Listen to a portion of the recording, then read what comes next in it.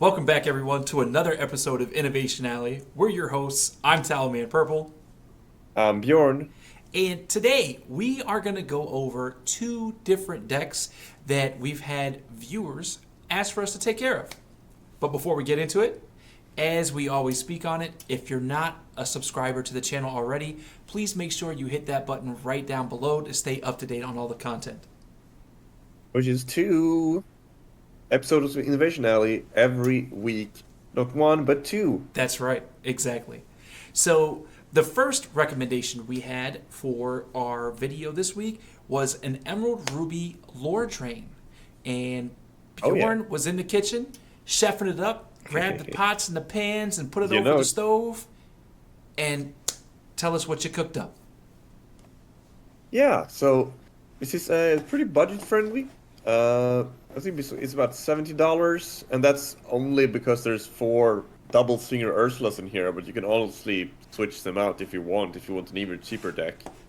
Um, but yeah, we got Little John and Felicia are there for their good stats. There's not really any one-drops that synergize with our game plan, so just took the best ones, the one with the most willpower and the one with the most strength. Yep, hitting both Um, spectrums. Makes sense. Absolutely. The new dog is statted like Felicia, but without Reckless and Can Quest. However, I chose Felicia over that dog, since Felicia is actually inkable and the dog is uninkable. Makes sense. Yeah.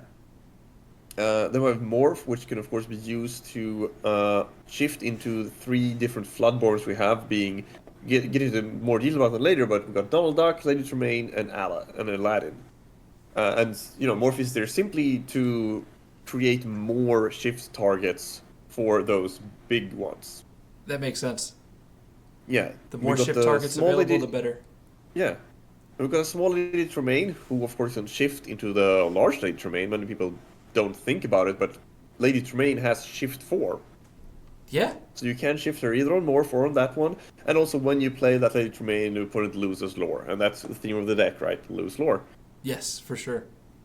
That's also why we have Lyle there. Anytime one of yours gets banished, opponent loses a lore, so that's great. It's great for, and also when you play with something, it's reckless. So it's a great control tool. Very nice. Very versatile. Then we got, the legendary Ursula over there. Um,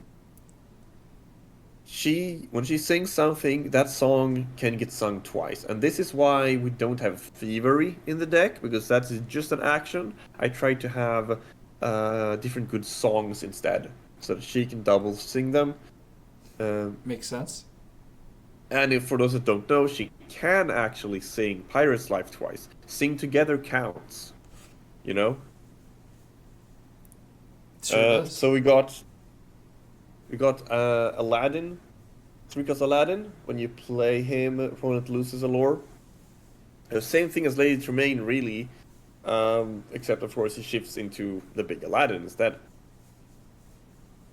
But there was Donald Duck. He's a pretty decent just by himself, I would say. A 2/4 that whenever he banishes a character, the opponent loses a lore. Is fine just by itself, really. But also, of course, can shift. And then Honest John. Honest John is something that the deck is kind of built around, that whenever you play a Floodborn, the opponent loses a lore. And we have 12 Floodborns, 3 different ones. We got the big Donald Duck, the big Lady Tremaine, and the big Aladdin. And they are all good in their different ways, right? So you have the 12 Floodborns that trigger the Honest John. Yeah. You also have a smaller line for each of your shift lines. You have the Donald, you have the Aladdin, and you have the Lady Tremaine. Not to mention the Morph. So you have 16 babies that you can shift on, which is insane. Yeah. And, the Donald is, when you shift him, the opponent loses 2 lore, but only if you shift him. But since we have 4 small Donalds, 4 Morph, we can definitely do that. We can definitely shift him. No problem, right? This is true. Yeah. Yeah, Lady Tremaine, absolutely a stud when it comes to getting rid of things on the board. And just like you mentioned, you want to make sure that you can go ahead and challenge your opponent's early game stuff just to clear the board, so that way she becomes more viable with her ability. Exactly. Then she takes out something big. And then to finish it off, we have Aladdin. 7 cost, shift 5. Yeah. And he can just swing the game entirely in your favor, right? Like, he is Pirate's Life. Like, his effect is the same effect as Pirate's Life, but he's also a character that can challenge stuff and take out stuff. He's a 5/5, so he's a really big boy, you know? Yeah, he he's was great. a set 1 MVP, man. Yeah, especially if you shift him on 5, which, again, you have 2 small Aladdins and... No, sorry, you have the small Aladdin and the Morph. There are Right. 2 different shift targets that you can use him on. He can just... It's a little bit like Tinkerbell. He can just come out of nowhere and take a swing and completely change the game, especially against aggressive opponents who rely on questing. Then, of course, you know, for that double singer Ursula, we do have a few songs. Makes sense. A Pirate's Life, as I mentioned earlier, is you know, very, very good. We all know that. You know, it's a very popular card. Gain 2 lore, opponent loses 2 lore, just very nice. Especially since we're not super good at questing in this deck. So, you know, we take the lore we can get. Bibbidi Bobbidi Boo is an interesting thing here. We can double sing it with Ursula. And if, say, we choose Our Lady Tremaine, guess what happens? It's a rough time in the neighborhood for them. Yeah, the Lady Tremaine just triggers 2 times for 0 ink, and the opponent just banishes 2 characters for no reason, you know? Yeah. Other good targets For for it- it would be like the little Aladdin, little Tremaine, Ooh, yeah. and the Lyle. Absolutely. Lyle giving, just coming in again, giving things reckless, or Aladdin or Tremaine coming in again, just losing the opponent lore. You can even do it on the Donald Duck, actually, because he says that you need to shift him in order for the lore loss account. However, you do get the option to shift him, even if you use Bibbidi Bobbidi Boo. As long as you have another shift target for Donald Duck, you can choose to get him in with the shift ability rather than playing him on his own. Right. Makes sense. I guess that could also be said for all the Floodborns if you have an Honest John in play too, right? Because it'll still trigger the lore loss for the Honest John if you Bibbidi Bobbidi. Oh, yeah, but you don't have to actually shift for that. You just have to play a Floodborn. Yep, exactly. So yeah, of course, if you have Honest John too, then everything just gets infinitely better. And of course, Strike a Good Match. It's just for card draw, really. I realized we didn't really have much card draw in here, but Strike a Good Match definitely solves that problem, especially if you sing it with Ursula, right? Because then you draw 4 cards and discard 2, and then your whole hand's gonna be super fixed, you know? Yeah, for sure. Pretty like linear as far as the game plan, just as it was intended. Literally draining the lore away from the opponent. Yeah, and look, other than that, you know, I think we're fine just playing on curve, playing 1 card every turn, so we don't need super much card draw. We'll take it slow, play 1 card per turn, and just, you know, control the game, drain the lore, and slowly win. Absolutely. There you have it. Budget-friendly version of Emerald Ruby Lore Drain. And then we were also asked to do something with Emerald Sapphire. So I have made Emerald Sapphire. That's in. Okay. Now this is quite all over the place. That's a lot of cards. I mean, you will have to start explaining this to me. Okay, so to start off, we have Oswald in the deck. Now, Oswald, aside from questing for 2 and being able to apply a ton of pressure, it also has the ability that whenever a card is put into your inkwell, you can reveal the top card of your library, and if it's an item, well, it goes into play exerted. Otherwise, it goes to the bottom of the deck. Now, with a deck that has 23 items, it's like a 1 in 3 chance. So the odds are at like 33%. It might be a little bit skewed a little higher, like 34, 35%, because we're playing 60. Yeah, but it's a pretty good chance, right? It's a pretty good chance. Oh, for sure. So the odds are there. And the items that we're using, they all kind of correlate with everything that we're doing, but we'll get to that in a bit. Now, the Tipo, Right. obviously at a 2 spot, we definitely want something that can help ramp the deck. Same thing when Yep. it comes to the 3-cost Bell. Because Bell, we don't really want it to be a 3-cost. But if it needs to be so we can have something to challenge the board, it's fine. But we do have 8 1-cost items to allow that to be a potential turn 1 play. Aside from that, we also have the Queen, which has the exert ability of finding an item and putting it in play if it costs 3 or less. If not, it goes to the hand.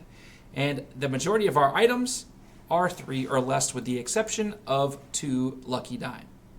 So when it hits and comes into play. So it's really good for that as well. Then Hiram, of course, the best draw engine in Sapphire. We can't go without it. Card is insane. So do with that as you will. Moving on to set 7, Scrooge McDuck.